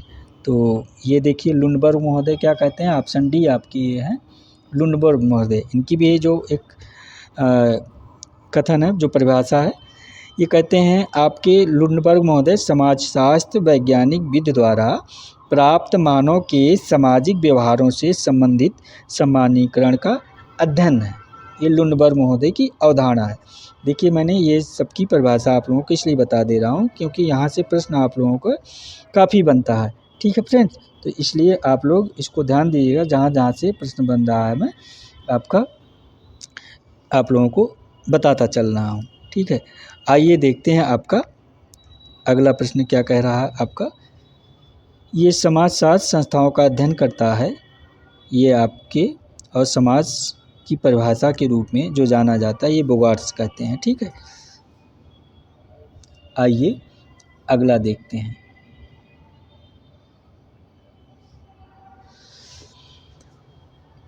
अगला प्रश्न है प्रश्न नंबर 18 आपका क्या कह रहा है? ध्यान दीजिएगा। प्रश्न उत्तर नंबर 18, प्रश्न उत्तर नंबर 18 आपका कह रहा है कि एक फ्रांसीसी दार्शनिक ने क्या कह रहा है? एक फ्रांसीसी दार्शनिक ने मानव भाषा को क्रिया पद्धति बनाकर सामाजिक चिंतन पर अत्यधिक प्रभाव डाला है, वह कौन है? अच्छा, प्रश्न नंबर 18 आप लोग ध्यान दीजिएगा। कह रहा कि एक फ्रांसीसी दार्शनिक ने मानव भाषा को क्रिया पद्धति बनाकर सामाजिक चिंतन पर अत्यधिक प्रभाव डाला है, तो वो कौन है? ठीक है, आप लोग ध्यान दीजिए। तो आपका ऑप्शन ए करा एंथोनी गिडेंस महोदय, ऑप्शन बी करा जैक डेरिडा महोदय, ऑप्शन सी करा जुलियन हबरमास महोदय, ऑप्शन डी करा कोई नहीं, उपरोक्त में से यानी कोई नहीं। तो इसका आंसर क्या हो जाएगा? तो इसका आंसर नोट कर लीजिए आप लोग, जैक डेरिडा महोदय हो जाएगा आंसर इसका। ऑप्शन बी सही हो जाएगा, जैक डेरिडा महोदय, ठीक है। नोट करके रखिए आप लोग, क्योंकि ये सब प्रश्न इंपॉर्टेंट है, परीक्षा में पूछे जाने की संभावना है। कह रहा है एक फ्रांसीसी दार्शनिक यानी जैक डेरिडा एक फ्रांसीसी दार्शनिक है, ये हैं जो आप लोग जान ही रहे हैं। ये कहते हैं मानव भाषा को क्रिया पद्धति बनाकर सामाजिक चिंतन पर अत्यधिक प्रभाव डाला है, ये इन्हीं का है, ठीक है। क्योंकि ये फ्रांसीसी दार्शनिक ये उत्तर संरचनावाद के प्रेरणा के रूप में विख्यात हैं और जाने जाते हैं आपके जैक डेरिडा महोदय।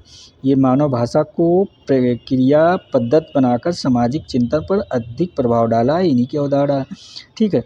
ये बात करते हैं आपको ध्वनि यानी सिग्निफाइड का और अर्थबोध यानी साइन फाइल्ड की बात करते हैं। इनकी अवधारणा कहते हैं जिसे स्विस भाषा वैज्ञानिक के रूप में भी इनको फर्नार्ड को जाना जाता है। स्विस और सेसर इन्हीं की बातें करते हैं, अपने चिंतन में कहते हैं और व्यक्त कहते हैं कि अपने चिंतन को डेरिडा ने प्रस्तुत किया और डेरिडा ने कहा भाषा को अव्यवस्थित व अस्थिर पाया जाता है, जैक डेरिडा महोदय कहते हैं, ठीक है। भाषा अव्यवस्थित और अस्थिर पाया जाता है, ये इन्होंने जो प्रस्तुत कर रखा। तो उम्मीद करता हूँ ये भी प्रश्न आप समझ गए होंगे। अगला प्रश्न देखते हैं क्या है। प्रश्न नंबर 19 नंबर प्रश्न कह रहा है आपका, ध्यान दीजिएगा क्या कह रहा है। निम्नलिखित में से कौन अपने सिद्धांत में संरचना और अभिकरण जिसमें प्रमुखता किसी को भी नहीं दी गई है के परस्पर संबंध के विवरण को आगे बढ़ाता है।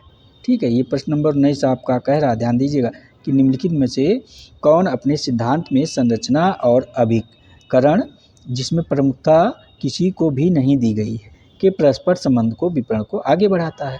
तो आपका ऑप्शन है एंथोनी गिडेंस महोदय कह रहा, ऑप्शन बी कह रहा जैक डेरिडा महोदय, ऑप्शन सी कह रहा जुगर हैबरमास महोदय, ऑप्शन डी कह रहा जेफ्री अलेक्जेंडर महोदय। तो इसका आंसर क्या हो जाएगा, आप लोग बताइएगा। तो इसका आंसर आपका एंथोनी गिडेंस महोदय हो जाएंगे। ऑप्शन ए आप लोग नोट करके रखिएगा। ये सब प्रश्न पूछे जाने की संभावना है, आप लोग नोट करके रखिएगा। ठीक है, क्योंकि ब्रिटिश समाजशास्त्री एंथोनी गिडेंस हैं, आप लोग जान ही रहे हैं ये, और समाजशास्त्री सिद्धांत के क्षेत्र में काफ़ी इन्होंने कार्य किया है और उनकी प्रमुख रुचि जो रही है शास्त्रीय सिद्धांत, पूंजीवाद, सामाजिक वर्ग तथा सामाजिक परिवर्तन में रही है। किसका, एंथोनी गिडेंस महोदय। और इनका सबसे प्रमुख कार्य क्या रहा है, आप लोगों को पता है, संरचनाकरण के लिए जाने जाते हैं। संरचनाकरण का सिद्धांत आपके एंथोनी गिडेंस महोदय ने दे रखा है, आप लोग नोट करके रखिएगा। गिडेंस ने अपनी सिद्धांत में संरचना और अभिकरण जिसमें प्रमुखता किसी को भी नहीं दी गई है के परस्पर संबंध के विवरण को आगे बढ़ाता है। तो ये कथन इन्हीं का है, एंथोनी गिडेंस महोदय का। उम्मीद करता हूँ ये भी प्रश्न नंबर 19 भी आप सभी के समझ में आ गया होगा। आइए देखते हैं आपका अगला प्रश्न क्या कह रहा है। ये प्रश्न नंबर 20, ठीक है, 20 नंबर प्रश्न क्या कह रहा है, आप लोग ध्यान दीजिएगा। ये कह रहा तर्क, भाषा, ज्ञान और शक्ति जिसने सामाजिक सिद्धांतों में अत्यधिक योगदान किया कि विमर्श में निम्नलिखित में से किसका योगदान है। अच्छा, ये प्रश्न नंबर 20 कह रहा है, आप लोग ध्यान दीजिए। क्या कह रहा कि तर्क, भाषा, ज्ञान और शक्ति जिसने सामाजिक सिद्धांतों में अत्यधिक योगदान किया कि विमर्श में निम्नलिखित में से किसका योगदान है। तो आपका कह रहा ऑप्शन ए जैक डेरिडा महोदय का योगदान है, ऑप्शन बी कह रहा लुई अल्थुजर महोदय, ऑप्शन सी कह रहा मिशेल फूको, ऑप्शन डी कह रहा उपयुक्त में से कोई नहीं, यानी किसी का योगदान नहीं। तो इसका आंसर 20 नंबर का क्या हो जाए, आप लोग बताइए। तो इसका आंसर मिशेल फूको महोदय हो जाएंगे। तो ऑप्शन सी है ना, ये मिशेल फूको महोदय इसका आंसर हो जाएगा। आप लोग नोट करके रखिएगा इस प्रश्न को, क्योंकि तर्क, भाषा, ज्ञान और शक्ति जिसने सामाजिक सिद्धांतों में अधिक योगदान किया है, यह जो है आपके मिशेल फूको महोदय की अवधारणा है। क्योंकि मिशेल फूको एक इम्पॉर्टेंट राइटर है, आपके जो है सिलेबस में यहाँ से काफ़ी प्रश्न बनता है। मिशेल फूको की जो है कुछ इंपॉर्टेंट बुक्स है, नोट कर लीजिए। उम्मीद करता हूँ आप कॉपी पेन लेके बैठे होंगे। ये कहते हैं ना, modernness and civilization of the archaeology of knowledge. ठीक है, ये नोट करके रखिए। उम्मीद करता हूँ आप लोग नोट कर लिए होंगे। आगे कहते हैं the order of things, the birth of the clinic power knowledge. ठीक है, आगे नोट करके रखिएगा द हिस्ट्री ऑफ सेक्सुअलिटी, ये काफ़ी फेमस बुक है, द हिस्ट्री ऑफ सेक्सुअलिटी। ये बार बार पूछा जाता है, आप लोग नोट करके रखिएगा फ्रेंड्स। जो है इसको आप लोग जो हाईलाइट कर लीजिएगा, जो है चाहे जैसे याद रखिएगा, क्योंकि पूछा जाता है। ठीक है, मिशेल फूको की ये जो बुक्स है, क्या, द हिस्ट्री ऑफ सेक्सुअलिटी। ठीक है, और ये डिसिप्लिन, क्या है, डिसिप्लिन फ्रेंड, ये भी नोट करके रखिए। डिसिप्लिन एंड पनिश, ये भी पुस्तक काफ़ी इंपॉर्टेंट है, ये बार बार पूछा जाता है परीक्षाओं में। ठीक है, डिसिप्लिन एंड पनिश जो है ये इन्हीं की पुस्तक है, किसकी, मिशेल फूको महोदय की। और ये कहते हैं कि इसी के माध्यम से बताते हैं तर्क, भाषा, ज्ञान और शक्ति से संबंधित सामाजिक सिद्धांतों में नवीन विकसित विमर्श को प्रस्तुत करते हैं। और इनकी जो कुछ जो उपरोक्त सभी जो पुस्तकें हैं ये बहुत महत्वपूर्ण है, जो मैं अभी बताया हूँ, आप लोग नोट करके रखिएगा। और ये कहते हैं कि ये क्या, this is knowledge is power ही, ये बताते हैं this is knowledge is power ही है, जो भाषा एवं तर्क के माध्यम से निरूपित होती है। फूको का कहना कि ज्ञान के उत्तरोत्तर विकास के साथ शक्ति संरचना का स्वरूप बदलता रहता है, ये मिशेल फूको कहते हैं। क्या कहते हैं, ज्ञान के उत्तरोत्तर मतलब आगे, ठीक है, उत्तर मध्य क्रमशः दर क्रमशः, ज्ञान के उत्तर विकास के साथ शक्ति संरचना का स्वरूप बदलता रहता है। अब फूको ज्ञान की शक्ति जनन का स्रोत मानता है, ज्ञान की शक्ति को जनन का स्रोत मानता है ये फूको, मतलब शक्ति को जो ज्ञान है तो ये है ही, उसमें मानना क्या है, जो ज्ञान है जिसके पास तय ज्ञान है वो आगे बढ़ेगा ही, उसको जनन की शक्ति के स्रोत में मानता, सही बात है। जिसमें कहता है जिसमें जनता विषय वस्तु के रूप में दृष्टिगत होती है और जनता का प्रशासन भी ज्ञान के आधार पर ही होता है, यानी जनता पर जो प्रशासन शासन किया जाता है ज्ञान के आधार पर ही तो किया जा रहा है। तो फ्रेंड्स आप लोग ये प्रश्न काफ़ी इंपॉर्टेंट है, नोट करके रखिएगा मिशेल फूको को। और ऐसा नहीं है आपके सिलेबस के हैं, सिलेबस टू अकॉर्डिंग, चाहे आप पीजीटी की तैयारी कर रहे हो, चाहे असिस्टेंट प्रोफेसर, चाहे आप न्यूट जेआरएफ की कर रहे हो, तो आप लोग ध्यान दीजिएगा। अगला प्रश्न देखते हैं क्या है आपका। क्लास थोड़ी लंबी ज़रूर हो जाती है फ्रेंड्स, आप लोगों का 1 घंटे की हो जाती है और कभी कभार 1 घंटा से थोड़ा सा ऊपर हो जाती है, लेकिन मैं काफ़ी इंपॉर्टेंट चीज़ें आप लोगों के लिए लेकर आता हूँ।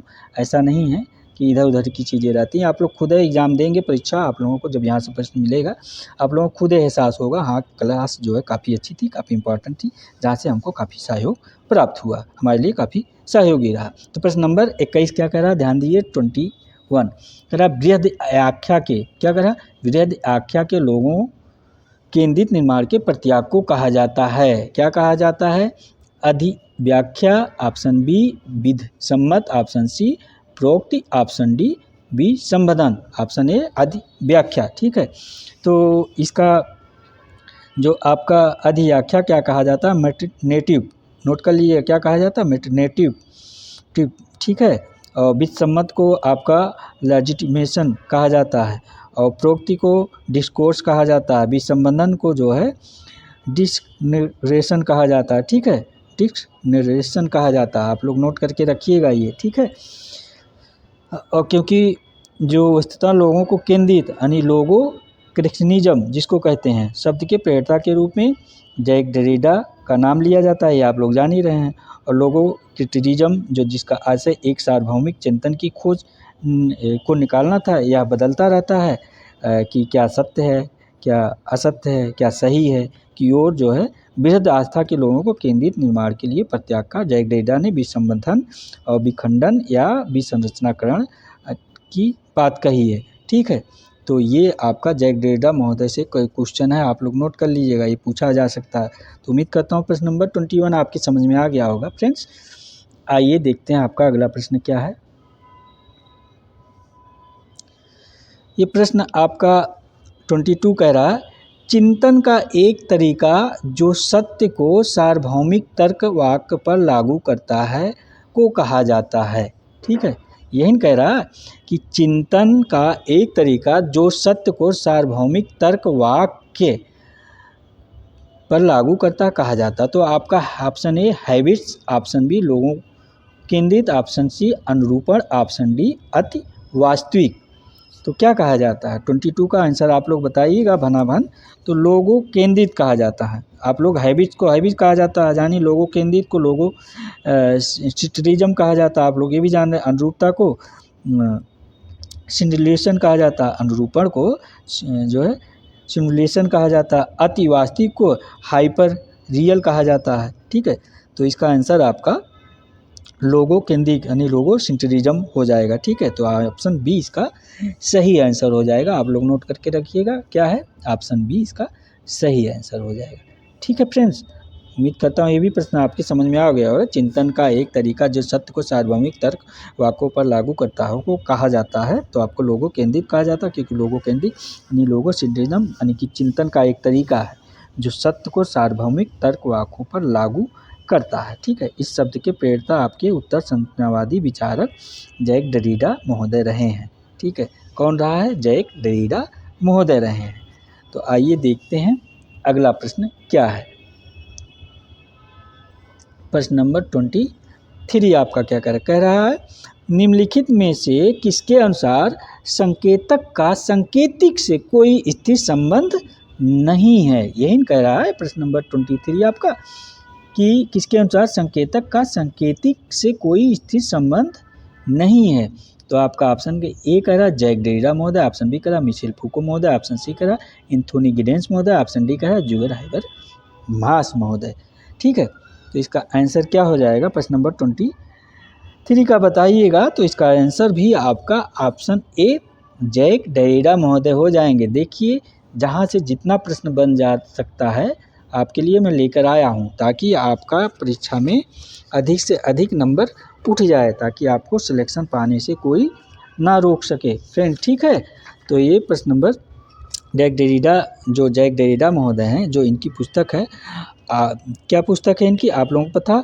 आप जर्मेटोलॉजी, बहुत फेमस है, नोट करके लिखिएगा। क्या आप जर्मेटोलॉजी, ये बहुत फेमस पुस्तक है, बार बार पूछा जाता है, आप लोग नोट करके रखिए। इसमें इन्होंने भाषावादी विवेचना को प्रस्तुत किया है और सिसोर से अति विशिष्ट 2 अवधारणाओं को जो है बता रखा है। सिसोर, ठीक है, नोट कर लीजिएगा। और इन्होंने साइन फैक्टर यानी साउंड, वही जो बनता है ना, साइन फैक्टर यानी साउंड, यानी कि जिसको अभिकर्ता कहते हैं, और दूसरा साइन फैक्टर यानी थॉट प्रोडक्ट यानी विचार उत्पत्ति की अवधारणा जैक डेरिडा महोदय ने दे रखा है। ये इन्हीं का मत है। संकेतक का संकेतिक से कोई स्थिर जो है संबंध नहीं है, ये जैक डेरिडा महोदय का ही है। तो उम्मीद करता हूँ ये भी प्रश्न आप नोट कर लीजिए होंगे। और अगर फ्रेंड क्लास एक बार ना समझ में आए ना, तो आप लोग दोबारा देख लिया कीजिए, क्योंकि इसमें जो शब्द है थोड़ा था क्लिष्ट होता है ना, क्योंकि आप ये नेट जेआरएफ की तैयारी कर रहे हैं और असिस्टेंट प्रोफेसर और पीजीटी के लिए। तो पीजीटी में मान लीजिए थोड़ा इजी पूछता है पीजीटी वाले, तो उनका तो हो ही जाएगा, ठीक है, समझ में आए। ये आपका जो यूजीसी नेट जेआरएफ वाले हैं, यहाँ शब्द क्लिष्ट होता है। ये यूजीसी नेट जेआरएफ का प्रश्न है जो मैं जैक डेरिडा से लेकर आया हूँ, ठीक है, ये जो पूछा गया है। तो अगर आप लोग थोड़ा सा ध्यान नहीं देंगे तो पेपर टफ होता है, आप लोगों को पता होगा, जो हमारे पुराने साथी होंगे उनको पता होगा। अगर यूजीसी नेट जेआरएफ का एग्ज़ाम दिए होंगे, और कुछ लोग तो इसमें नेट क्वालिफाई हैं, कुछ लोग पीएचडी कर रहे होंगे, कुछ लोग पीएचडी धारक हैं भी, ठीक है, जो असिस्टेंट प्रोफेसर वाले हैं तो उनको तो पता है। और जो लोग जेआरएफ के लिए लगे हैं, नेट के लिए लगे हैं, तो वो लोग अगर ध्यान देंगे तो वो भी, जैसे पुराने लोग नेट जेआरएफ हो गए हैं, पीएचडी कंप्लीट है, पीएचडी कर रहे हैं, वैसे आप भी जो है जेआरएफ हो जाएंगे यार पहली बार में। बस खाली थोड़ा सा दिमाग लगा के अच्छे से पढ़ाई कर लीजिए, ठीक है। और थोड़ा सा इस अपने सोशियोलॉजी पेपर के साथ साथ फर्स्ट पेपर पे भी आप लोग ध्यान केंद्रित कीजिएगा, क्योंकि 50 क्वेश्चन आता है फर्स्ट पेपर से। फर्स्ट पेपर में 50 क्वेश्चन में अगर आप 35 क्वेश्चन मार देते हैं ना, 30-35 क्वेश्चन, तो जेआरएफ होने से आपको कोई रोक ही नहीं सकता। बाकी सोशियोलॉजी आपकी तैयारी हो ही रही है अच्छी से, ठीक है। तो ये उम्मीद करिएगा, अगर आप 25 मारेंगे और अच्छे से सोशियोलॉजी चढ़ाएंगे तो नेट होगा, और फिर आप अगर 35 चढ़ा देंगे तो फिर जेआरएफ होने से आपको कोई नहीं रोक सकता है। समझ गए फ्रेंड्स? आप लोग एक चीज़ ध्यान दीजिएगा। आइए देखते हैं आपका अगला प्रश्न क्या है। मैं तो चाहता हूँ फ्रेंड्स आप लोगों की तैयारी अच्छी हो जाए, आप लोगों को सिलेक्शन अच्छे से मिले, ठीक है, ताकि आप लोग मिठाई सबसे पहले लेके आइए, खिलाइए, कहिए कि सर ये मिठाई आपके लिए, ठीक है, आपका क्लास देखकर हमको सिलेक्शन मिल गया। मैं तो यही सोच रहा हूँ फिलहाल, आप लोगों की मंशा क्या आप लोग जाने। आइए प्रश्न नंबर 24 देखते हैं, अगला प्रश्न क्या है। प्रश्न 23 तो हो ही गया ना आपका, 24 देखते हैं क्या कह रहा है, आप लोग ध्यान दीजिएगा। 24 नंबर प्रश्न ये कह रहा है कि निम्नलिखित में से कौन सा भारत में विविधता का स्रोत नहीं है। प्रश्न नंबर 24 आपका कह रहा है कि कौन सा भारत में विविधता का स्रोत नहीं है ये, ठीक है। तो आपका ऑप्शन ए कह रहा है धर्म, ऑप्शन बी कह रहा है भाषा, ऑप्शन सी कह रहा है राष्ट्रीय प्रतीक, ऑप्शन डी कह रहा है जो है संस्कृत। तो ये प्रश्न तो सिंपल है, ऐसे प्रश्न आप गलत कर ही नहीं सकते फ्रेंड, ठीक है। क्यों, क्या कह रहा है, निम्नलिखित में कौन सा भारत में विविधता का स्रोत नहीं है। तो आपका ऑप्शन सी हो जाएगा, ये राष्ट्रीय प्रतीक, ये विविधता का स्रोत नहीं है। आप नोट करके चलिएगा, क्योंकि आप देखिए धर्म में तमाम धर्म पाए जाते हैं भारत में, विविधताओं का जैसे भाषा तमाम पाई जाती है, संस्कृत भी तमाम, जब धर्म है तो संस्कृत भी है, लेकिन प्रतीक एक है राष्ट्रीय प्रतीक। जैसे आपका तिरंगा झंडा एक ही ना है ना, कई तिरंगा तो झंडा थोड़ी है भारत का। तो भारत को विविधताओं का देश कहा जाता है, यहाँ कई धर्म है, भाषा है, संस्कृत है, भारत की विविधता का स्रोत है, ठीक है। लेकिन धर्म, भाषा, संस्कृत लोगों की अलग अलग हो सकती है, ठीक है, अलग, जैसे ना अलग भाषा बोलने वाले हो सकते हैं, कोई इंग्लिश बोलता है, कोई संस्कृत बोलता हो, कोई उर्दू बोलता है, कोई संस्कृत, कोई तमिल बोलता हो, कोई उड़िया बोलता हो, ठीक है, कोई पंजाबी बोलता हो, जो भी ये भाषा अलग बोल सकते हैं। संस्कृत भी पहनावा ओढ़ावा कल्चर भी हो सकता है, ठीक है, अलग अलग हो सकता है, रहन सहन अलग अलग हो सकता है आप लोगों का, लेकिन प्रतीक तो एक ही होगा, तिरंगा झंडा। भारत के पूरे संपूर्ण भारत के एक ही तिरंगा झंडा, तो एक ही। तो इस प्रकार जो है आपका आंसर है राष्ट्रीय ध्वज हो जाएगा, ठीक है, क्योंकि आप जैसे ध्यान दिए, राष्ट्रीय ध्वज है, राष्ट्रगान है, राष्ट्रगीत आदि है, भारत में विविधता का स्रोत नहीं है। क्या नहीं है आप नोट कर लिए, राष्ट्रीय ध्वज हो गया आपका जो है, और दूसरा क्या हो गया, राष्ट्रगान। नंबर 1 राष्ट्रीय ध्वज, नंबर 2 राष्ट्रगान, नंबर 3 राष्ट्रगीत। आप नोट करिए जो है, नोट करिए, नहीं है। बाकी जो आपका धर्म, भाषा, संस्कृत आदि हैं। उम्मीद करता हूँ प्रश्न आप 24 नंबर समझ गए होंगे। आइए अगला प्रश्न देखते हैं क्या आपका प्रश्न नंबर 25 क्या कह रहा है। प्रश्न नंबर 25 आपका कह रहा है कि मिल्टन सिंगर और मैकिम मैरियट ने किन संकल्पनाओं का प्रयोग करके भारत में सामाजिक परिवर्तन का अध्ययन किया है। कौन कौन? ये मिल्टन सिंगर महोदय हैं और मैकिम मैरियट महोदय हैं। कौन है ये? मैकिम मैरियट महोदय। किन संकल्पनाओं का प्रयोग करके भारत में सामाजिक परिवर्तन का अध्ययन किया है? तो आपका ऑप्शन ए करा पश्चिमीकरण और आधुनिकीकरण का, ऑप्शन बी करा लघु एवं बृहद परंपरा का, ऑप्शन सी करा संरचना और प्रकार का, ऑप्शन डी करा औद्योगिकीकरण और भूमंडलीकरण का। तो प्रश्न नंबर 25 का आंसर क्या हो जाएगा आप लोग बताइए। तो इसका आंसर ऑप्शन बी हो जाएगा। आप लोग नोट करके चलिए कि मैं बताता चलता हूँ, क्योंकि आप लोग नोट करते चलिए, क्योंकि अगर जल्दी नहीं करेंगे ना थोड़ा फ्रेंड, तो प्रश्न छूट जाएंगे, टाइम काफ़ी हो जाएगा। तो थोड़ा सा स्पीड से हम लोग चलते हैं। तो ये देखिए लघु परंपरा और बृहद परंपरा हो जाएगा इसका आंसर, क्योंकि बृहद परंपरा और महत्व परंपरा से तात्पर्य ऐसे उच्च बौद्धिक प्रभावों से है जिनका जन्म बाहर से होता है। ठीक है, बौद्धिक परंपरा। इस परंपरा का विकास विद्यालयों एवं देवालयों में होता है। ठीक है, यानी विद्यालयों में होता है, बाहर होता है। ठीक है, बौद्धिक परंपरा जो आपका होती है। ठीक है, और जो बृहद परंपरा का अभिजन या नगरीय परंपरा भी कहते हैं। ठीक है इसको। और जो लघु परंपरा आपका होता है, अब लघु परंपरा की बात मैं कर रहा हूँ। ठीक है, आपका बृहद परंपरा हो गया।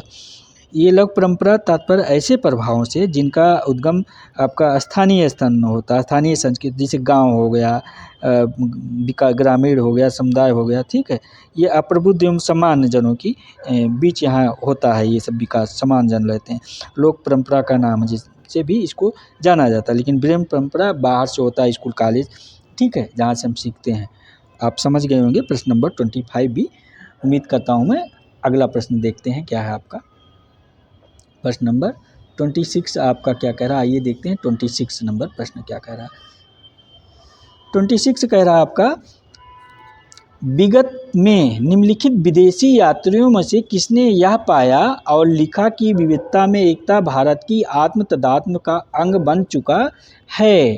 प्रश्न नंबर 26 विगत में, ठीक है, क्या कह रहा है, विगत में निम्नलिखित विदेशी यात्रियों में से किसने यह पाया और लिखा कि विविधता में एकता भारत की आत्म तदात्म का अंग बन चुका है। तो ऑप्शन ए मैग्नेटिस मेगास्थनीज महोदय, option B Hiuen Tsang, option C Alberuni, option D उपयुक्त सभी। तो इसका आंसर क्या हो जाएगा आप लोग फटाफट बताइए, ऐसे प्रश्न का आंसर गलत नहीं होना चाहिए। तो इसका आंसर आपका ऑप्शन डी हो जाएगा, उपरोक्त सभी। नोट करके चलिएगा, उपरोक्त सभी, क्योंकि ये सभी ने जो है, सभी विदेशी यात्रियों ने भारत में विविधताओं के बारे में बता रखा है। ये इसका बारे में जो मैग्नेटिस आपके जान ही रहे हैं, ये चंद्रगुप्त मौर्य के शासनकाल में भारत आया था 305 ईसा पूर्व में, है ना। और ब्रूनी महमूद गजनी के साथ 1001 ईसा पूर्व में आया था। ह्वेंसांग जो हर्षवर्धन के शासनकाल में 629 ईसा पूर्व में आया था। ठीक है, इन तीनों ने भारतीय समाज के विविधता अध्ययन एवं विश्लेषण करने के बारे में विस्तार पूर्वक से बता रखा है। ठीक है, तो उसी के बारे में का विविधता में एकता भारत की जो आत्म तादात्म का अंग बन चुका है। ठीक है, तो उम्मीद करता हूँ ये प्रश्न भी आप समझ गए होंगे। अगला प्रश्न देखते हैं क्या है ये प्रश्न नंबर 27।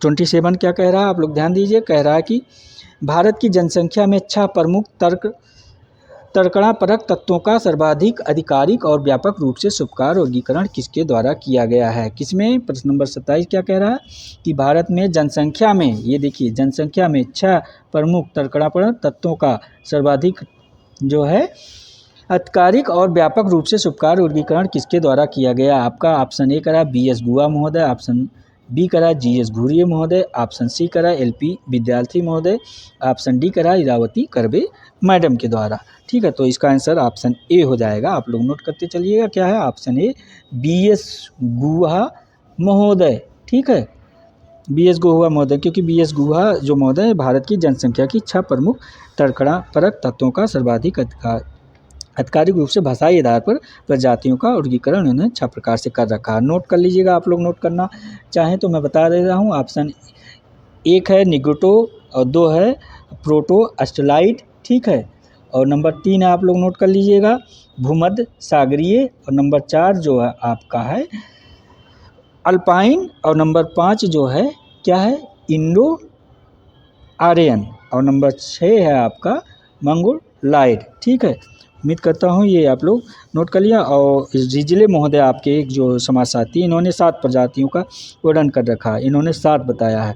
नंबर 1 रिजले महोदय के अनुसार पूछा जाता है, इसलिए नोट कर लीजिएगा, जो है BS गुहा 6 और रिजले 7, क्या नोट कर लिए, नंबर 1 कार्कसायड, नंबर 2 मंगोलायड, नंबर 3 निग्रोयाइड, और एक महत्वपूर्ण वर्गीकरण जनसंख्या के संदर्भ में जो प्रचलित रहा है, इसमें 7 ही हो गया बाकी। ठीक है, आइए देखते हैं अगला प्रश्न आपका, प्रश्न नंबर 28 क्या कह रहा है। ध्यान दीजिए आप लोग, समय बहुत हो जा रहा है फ्रेंड, सोच रहे हैं जल्दी आप लोगों का हो जाए, जो है कम समय में ही। चलिए, ये प्रश्न तो आपका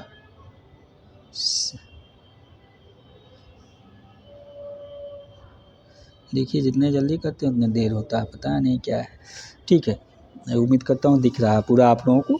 ठीक है, तो ये कथन कारण का प्रश्न है फ्रेंड्स। ठीक है, तो प्रश्न नंबर 28 देखिए, ये आपका कथन कारण का प्रश्न है। कथन ये क्या कह रहा है आप लोग ध्यान दीजिए। कथन ये आपका ये कह रहा है कि मध्य भारत में जनजातीय पट्टियाँ बड़े पैमाने पर औद्योगिकरण की प्रक्रिया में हैं। ये सही बात है। ठीक है, पहले से बता रहा हूँ।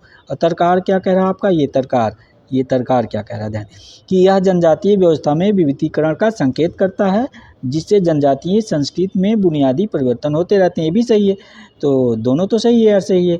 जनजातीय व्यवस्था में विविधीकरण का संकेत करता है, जिससे जनजातीय संस्कृति में बुनियादी परिवर्तन होते हैं, इसलिए मध्य भारत में जनजातीय पट्टियाँ बड़े पैमाने, क्योंकि मध्य भारत में जनजातीय पट्टियाँ बड़े पैमाने पर औद्योगिकरण की प्रक्रिया के रूप में पाई जाती हैं। दोनों तो सही तो है भाई, तो इसमें कौन सा आंसर, ये यार दोनों सही, यार एक ही सही व्याख्या करता है, ऑप्शन ए, ये आपका ये ऑप्शन ए सही हो जाएगा। ठीक है, ये यार दोनों सही, पंतारे की व्याख्या नहीं, ये तो गलत हो जाएगा। ये सही, ये भी गलत, ये भी गलत, आपका बी भी गलत है, आप ध्यान दीजिएगा। तो ऑप्शन ए इसका सही आंसर हो जाएगा, आप लोग नोट करके रखिएगा ऑप्शन ए। ठीक है, क्योंकि यार दोनों सही, यार एक ही सही व्याख्या करता है। आइए देखते हैं आपका अगला प्रश्न क्या कर रहा है फ्रेंड्स। ये आपका 28 प्रश्नोत्तरों की एक श्रृंखला थी जो समाप्त हुआ। उम्मीद करता हूँ ये प्रश्न आपका जो है आप सभी के समझ में आया होगा, और ये क्लास आप लोगों को कैसी लगी, आप लोग जो है कमेंट करके अपनी प्रतिक्रिया ज़रूर दीजिए, ज़रूर बताइएगा कि ये, और अगली क्लास मान लीजिए आपको किस टॉपिक पे चाहिए, वो टॉपिक आप अपना कमेंट करके बता सकते हैं, या किसी थिंकर पे चाहिए कि इसी तरह प्रश्नोत्तरी भी चाहिए, क्योंकि आपका परीक्षा आ रहा है, इसीलिए तो मुझे लगता है कि वैसे प्रश्नोत्तरी रहे तो ज़्यादा अच्छा है, क्योंकि आप लोगों का प्रैक्टिस बहुत ज़रूरी है। ठीक है, आप लोग बाकी तो नोट्स वगैरह बनाए होंगे, पढ़ाई कर ही रहे होंगे, क्यों ना फ्रेंड्स। तो इसलिए उम्मीद करता हूँ आप सब जो है इस क्लास को शेयर कर देंगे। क्लास में अंत में आप सभी से ही जो है रिक्वेस्ट है कि आप लोग क्लास शेयर कर दीजिए, और चैनल को जो नए लोग सब्सक्राइब ना किए हो सब्सक्राइब कर लीजिए। आप सभी का बहुत बहुत धन्यवाद। Thank you friend, thank you very much, आप सभी का थैंक यू वेरी